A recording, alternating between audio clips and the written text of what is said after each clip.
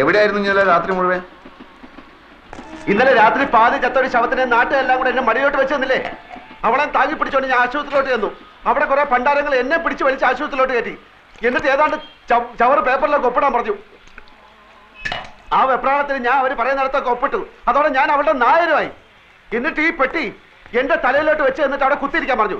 എങ്ങനെയെങ്കിലും ഇതും കൊണ്ട് രക്ഷപ്പെടാന്ന് വിചാരിച്ചപ്പോൾ നിന്റെ മുടിഞ്ഞ മാമ ഒലക്കയുടെ മൂടും അന്വേഷിച്ചോണ്ട് കുറെ പോലീസുകാരായിട്ട് അവിടെ കളഞ്ഞു നടക്കുന്നു. ഇനി അയാളുടെ കണ്ണി പെട്ടിട്ട് പുലിവാലാക്കണ്ടെന്ന് കരുതി നിധി കാക്കുന്ന ഭൂതത്തെ പോലെ ഈ പെട്ടിയും കെട്ടിപ്പിടിച്ചോണ്ട് ഞാൻ അവിടെ ഇരിക്കുക.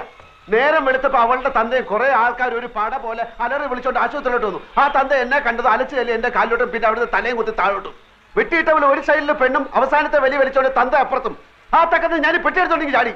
അവൾ ഏതാണ്ട് കോടീശ്വരന്റെ മകളാണെന്ന് പറഞ്ഞ അതിലുണ്ടോ ഇരുത്തി നീ ആ പെട്ടി ഒന്ന് നോക്ക്. അതിന്റെ അകത്ത് എത്ര രൂപയുണ്ടെന്ന് എനിക്കറിഞ്ഞൂടാ. ചെറുതാണെങ്കിലും വിലയുള്ള പെട്ടിയാ. അകത്ത് കാര്യമായിട്ട് എന്തെങ്കിലും കാണാണ്ടിരിക്കില്ല. നിനക്ക് എന്റെ പേരറിയോ? അപ്പക്കുട്ടൻ നായർ. അത് പണ്ട്. ഇപ്പൊ ആൽഫി.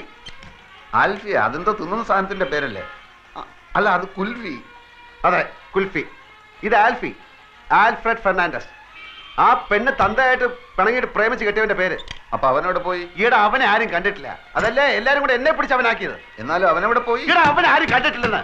ഈ പെണ്ണ് മാത്രമേ കണ്ടിട്ടുള്ളൂ. അവള് കണ്ണും മൂക്കും തളർന്ന് നടക്കുന്നോണ്ട് വാ തുറന്നൊന്നും മിണ്ടാൻ കഴിയുന്നില്ല. എന്റെ ഗതികേടല്ല എന്ത് പറയാൻ. എന്നാലും അവനവിടെ പോയി? അവനെ കണ്ടിട്ടില്ലെന്ന് പറഞ്ഞാ